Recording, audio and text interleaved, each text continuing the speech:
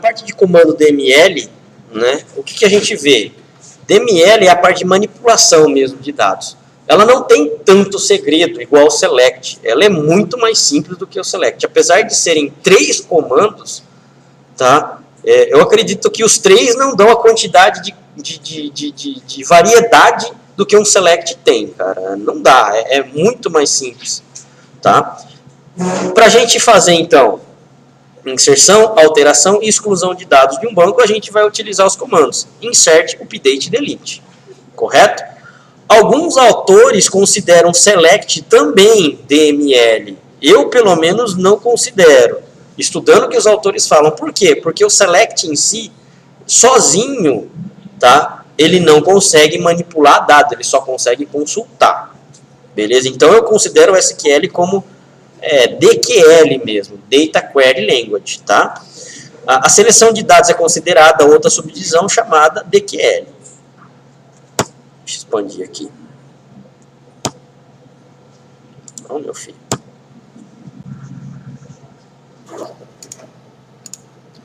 Bom, o comando insert é utilizado para inserir registro nas tabelas já definidas do banco. É considerado um comando simples por não ter muitas formas de utilizá-lo.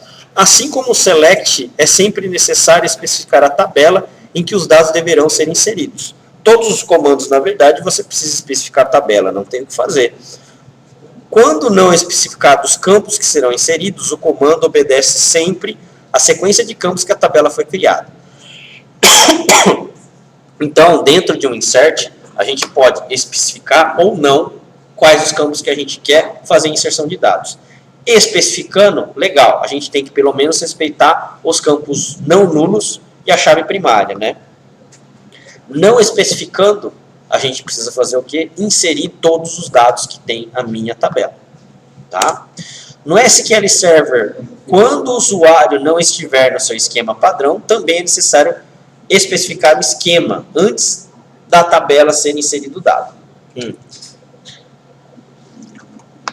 Lembram-se do que é um esquema dentro de um esquema, na verdade, né? Dentro do SQL.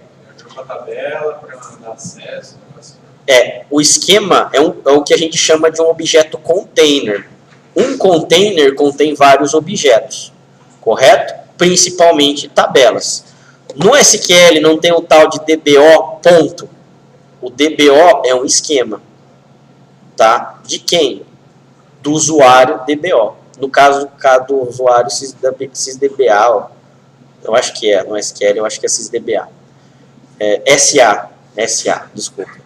Então, ele é o esquema padrão. Como a gente está conectando como SA, se a gente der um create alguma coisa, está indo para o DBO.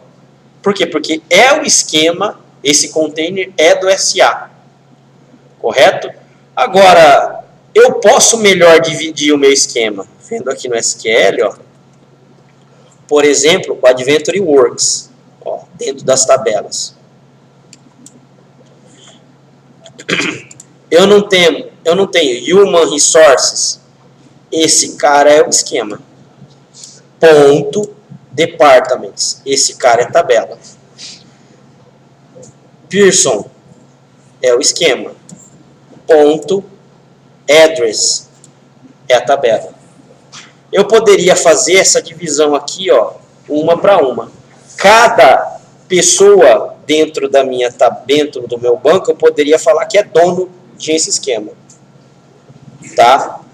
Se eu sou SA, certo? Se eu não definir qual é o esquema, ele vai sempre cair aonde? No DBO, que é o padrão dele.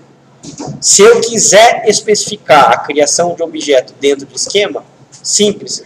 Create table, por exemplo, nome do esquema, ponto, nome da tabela. Já defini. Correto? Nos sistemas, pessoal, infelizmente, a gente não utiliza, pelo menos eu não vejo, tanta utilização assim quanto se deveria de fazer de esquema. Tá? É interessante você utilizar para quê, por exemplo? Se você tem uma empresa com vários departamentos, você poderia pegar e separar as suas tabelas por departamento. Ou, às vezes, por sistema administrativo. Você coloca aqui, então, sei lá, ADM, sistema financeiro, FINAN, sistema de RH, RH. Ele não limite até 250 caracteres, tá? E geralmente a gente coloca o quê? Igual o nome mesmo de variável, sem ponto, sem traço, sem espaço, sem nada. É bem simples mesmo. O que acontece? A maioria dos sistemas que existem atualmente coloca tudo dentro do DBO e acabou.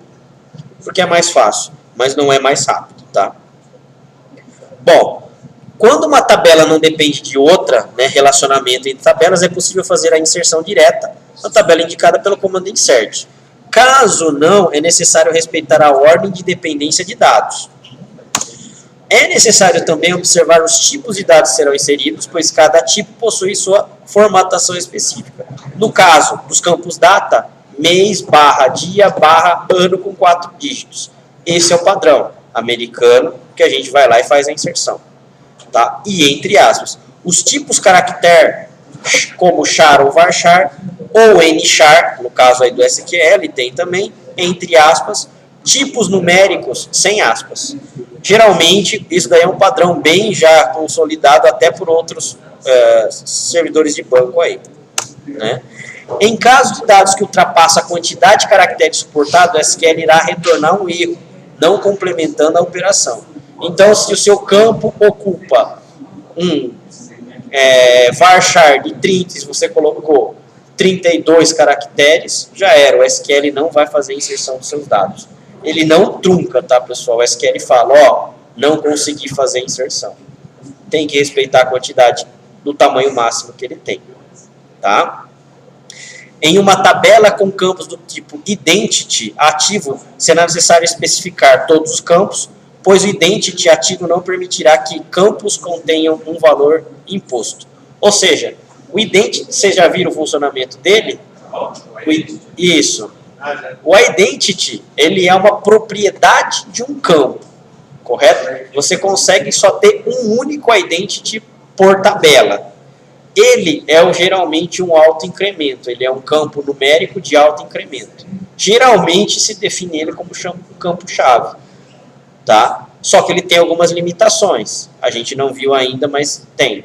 O que hoje é mais aconselhado que a Microsoft coloca é a tal da sequence, que é um outro objeto, tá? Mas a gente vai ver. O que a Microsoft recomenda é a sequence, tá? Isso daí cai na prova, por isso que eu estou passando para vocês. Seria uma prática ruim uma tabela Cara, você já vai ter problema disso daí. Você tem que saber muito tratar transação. Se você não tratar, provavelmente duas pessoas vão pegar o mesmo ID e somar mais um. Na hora de colocar, ele vai dar erro na chave primária. No sequence não, cara. Na sequence ou no identity, isso daí é o banco que controla.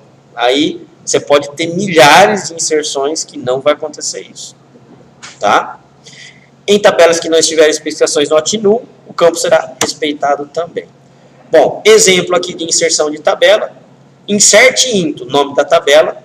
Tá? Quais são os campos que eu quero? Aqui eu estou especificando nome, sobrenome e cargo. Velos, Paulo, Braga, estagiário. Então, para o nome é Paulo, Braga é para o sobrenome e cargo estagiário. Entre aspas simples aqui, por quê? Porque todos esses tipos de campos são string, char. Correto? A quantidade de campos que eu tenho aqui, ó, definido, vão ser a quantidade de valores que eu tenho que preencher também. Firmeza? Exemplo 2. Esse cara é um insert select. Isso daqui é muito legal. Inserindo na tabela de funcionário todos os dados retornados pela select. Insert into funcionários. Insert into funcionários é uma comando de insert. Select estagiários, ponto asterisco, from estagiários, where data de contratação menor que. Aqui é get date, tá? Não date. Menos 30. Então ele está pegando a data atual, menos 30 dias, e está pegando os estagiários da tabela estagiários e botando na tabela de funcionários. Já é automático. Se eu tiver 30 linhas aqui retornadas são 30 inserts feitos. Para isso, as tabelas elas têm que ser idênticas em nome e colunas. Correto? É muito prático, mas geralmente você não consegue utilizar só isso.